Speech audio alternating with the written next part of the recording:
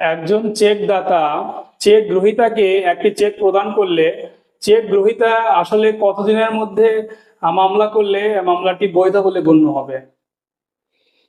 এখানে negotiable instrument অ্যাক্টের বিধান আমাদের একটু পর্যালোচনা করলে আমরা বুঝতে পারবো। এটা দেখা যাবে সুস্পষ্টভাবে এই আইনে বলা আছে, যখন একজন চেক দাতা চেকে স্বাক্ষর করলেন আর চেক গ্রহীতা সেটা গ্রহণ করলেন, এটা কাল বিলম্ব না করে ওইটা সংশ্লিষ্ট ব্যাংকে নিয়ে জমা দিয়ে চেক ডিজোনার করার পর একটা লিগাল নোটিশ দ্বারা চেক দাতার বরাবরে অবগত করানো আবশ্যক।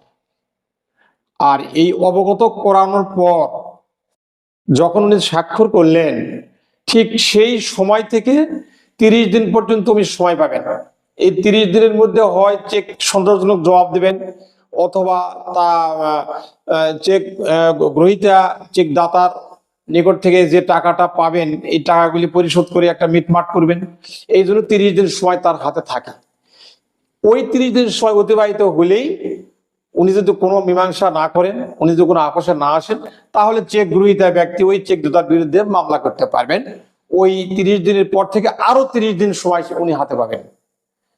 এটা হচ্ছে ওনার মামলা করার ইখতিয়ার। কিন্তু দেখা গেল যে 30 দিন পর, এই লিগাল নোটিশ প্রেরণের পর 30 দিনের মধ্যে কোনো আপোষ মীমাংসা হলো না, কিছুই হলো না, উনি টাকাও দিলেন না, জবাবও দিলেন না। তারপর উনি যে 30 দিন হাতে পেলেন, ওই 30 দিনের মধ্যে ওনাকে মামলা করতে হয়। পরবর্তী 30 দিনের মধ্যে, ওই 30 দিন পার হয়ে গেলে ওই চেক দিয়ে আর কোনো মামলা হবে না।